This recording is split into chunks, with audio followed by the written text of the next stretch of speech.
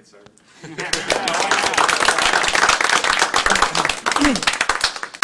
Okay, so hi everyone. I'm Evan. I'm the author of vue.js, and so this workshop today is titled Advanced Features from the Ground Up. So we're going to cover a lot of stuff, and just so I want to make it clear that if you've never worked with Vue in a certain capacity, you might find some of the exercises a bit challenging, because this whole thing is designed assuming you have decent experience with Vue and kind of know the basic APIs and ins and outs. But that said, if you have experience with, say, Angular in the past, probably a lot of the knowledge could transfer, the basic stuff.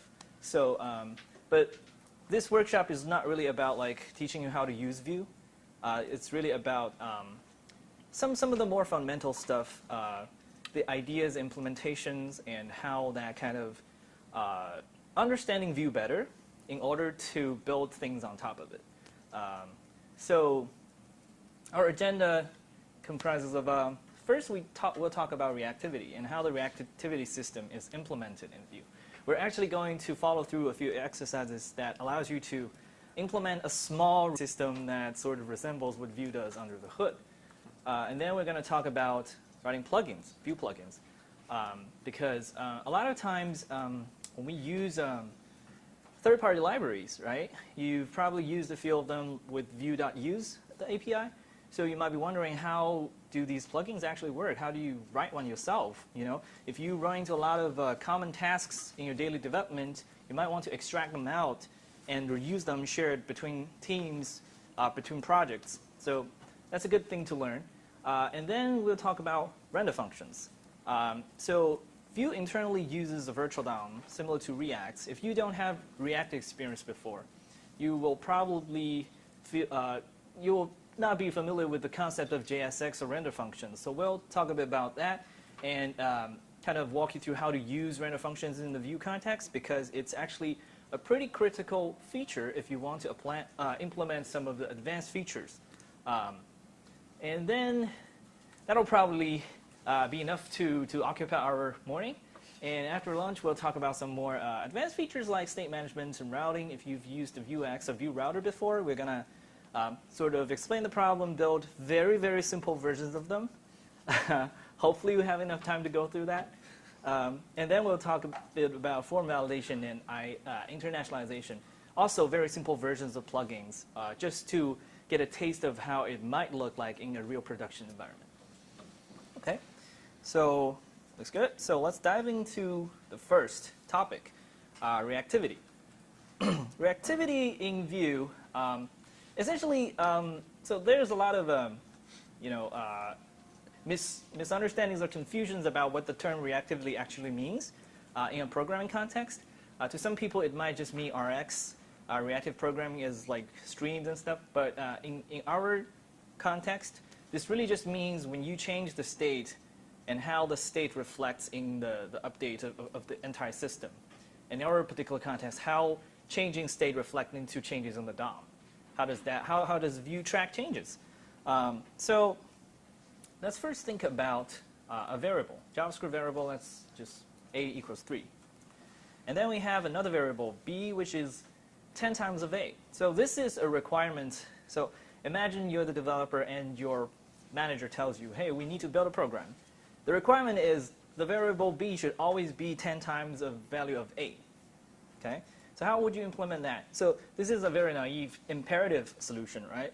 The problem is later on when you change a, b doesn't update because it's procedural. It doesn't keep the relationship in sync. So how can we keep them in sync, right? So the idea is, instead of having to manually update b every time you change a, we want that relationship to be declarative. So we realize what your manager actually wants to build is a spreadsheet, right? They want you to build Excel. We have two cells. The A cell, the B cell should always be 10 times of A. And in Excel, we have this thing called functions that allows you to declare the relationship between two cells. So cell B should always be 10 times the value of cell A. And how do we express that in programming terms? So what if we can have a magic function called onAchanged that just takes an internal function and will re-execute this function whenever a changes. Then our problem is solved, right? The problem is how do we implement that function? But before we dive into that, let's translate the problem into something that's closer to web development. Let's say we have this actually span cell, and we want to make sure the A cell, so we have the B1 cell, we also have the A1 cell. We want to make sure the B1 cell is always kept in sync per the requirements of the spreadsheet. So this is the imperative way of doing it, right? We can just use the DOM API, select it, set the text content. And if we wrap this thing inside our magic onAChanged or onStateChanged function, suddenly it becomes declarative, right? We've declared that the relationship between our state.a and the DOM state of the cell B1. And if we, abstract away this imperative DOM manipulation into a templating language, we've essentially created a Vue library, right? So this internal representation, Vue equals render state, is the very high-level abstraction of how all the Vue rendering systems work. If we look at that, the bigger question, so we'll not really bother with the details in here because it involves detailed DOM manipulations, virtual DOM implementations, and all that. We're not going to look into that. What we're more interested about is how do we implement this outer function. And this is how it might be implemented, right? So it simply saves the update function somewhere, and then instead of allowing users to arbitrarily manipulate the state, we require them to always call a function to manipulate the state. And that function is called setState. SetState simply takes the new state and replaces the old state and then call update function again, right? And if you've used React, you will find this extremely familiar because React forces you to trigger all state changes via setState. And this is essentially what React is all about. Not all about, but this is, in a nutshell, this is how React works, right? So we've noticed something different in the Vue context or in the Angular context, that we can, in fact, directly manipulate the state without having to call setState. So how does that work? Well, in Angular, things are a bit different because Angular uses dirty checking, and it sort of intercepts your events, like clicks, to perform a digest cycle. Then it sort of checks all the things, whether it has changed.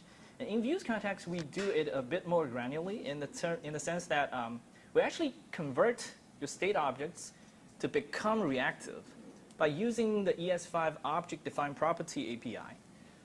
We convert all these properties into getters and setters. So in the case of state.a, we actually convert a into a getter and the setter. And in those scenarios, we'll be able to do interesting things.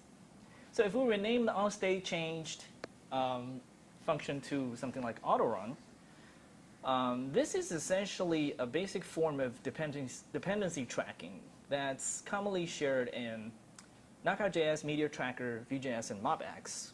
MobX is a state management pattern for React. So we're going to look into how to actually do this ourselves.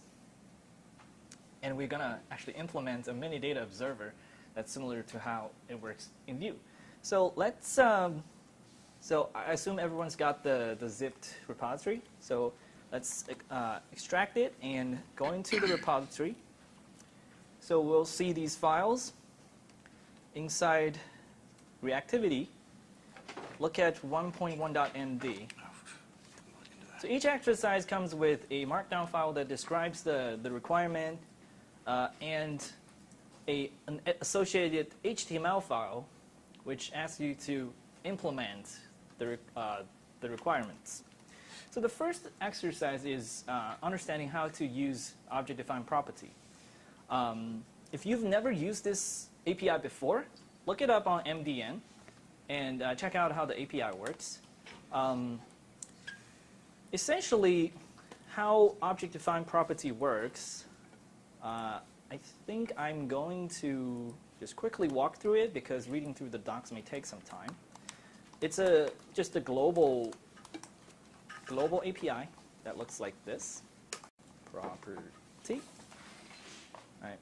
And it takes the source object, obviously, as the first argument. And the second argument is the key of the property that you want to manipulate.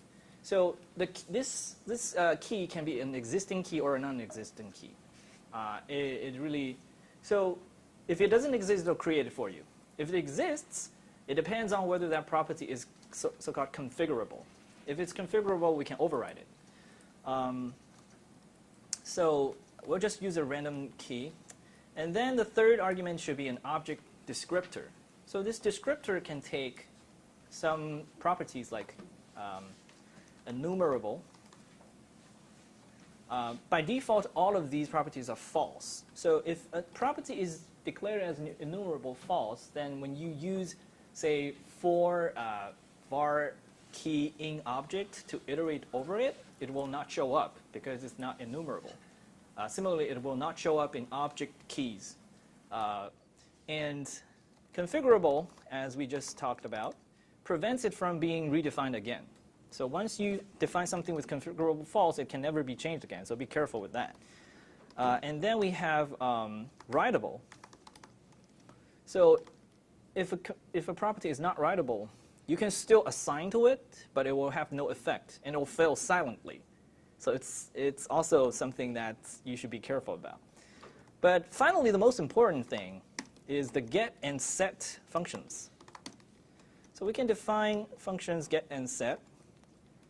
And this will override the default behavior. So get overrides the .access, and set overrides the assignment. So you can return arbitrary values from the get function. So if you return bar, so you will have a property that always return bar no matter what. You cannot change it anymore. What you can do to change it, though, is so the set obviously takes the new value as the argument.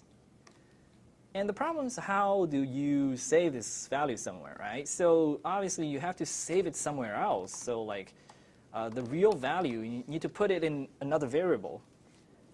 So you can then return real value. And I'll let you fill in the rest. So let's open the first exercise.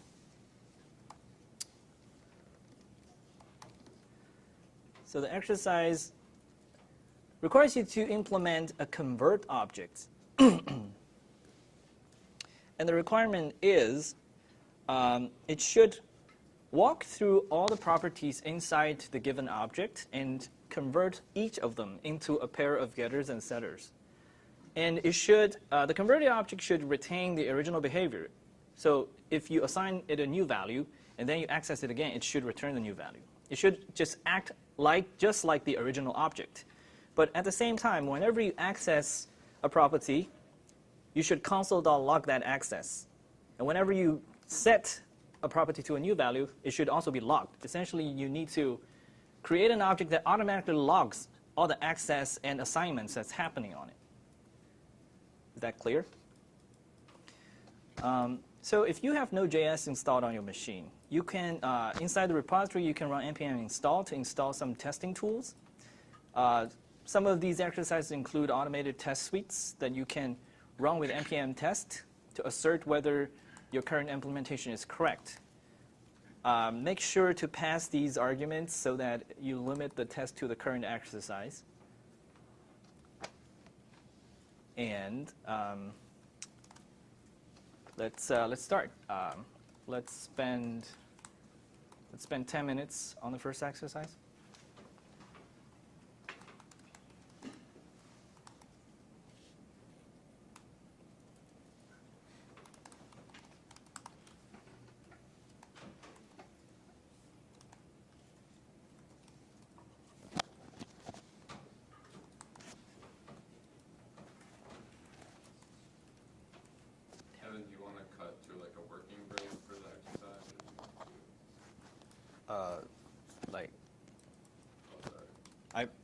Ideally, I want to kind of walk around and see how everyone's doing. Yeah. So okay. Did you want to take like a 5-minute, 10-minute working break kind of thing? After walk this around the one? room? No, like right now. Oh, yeah, yeah.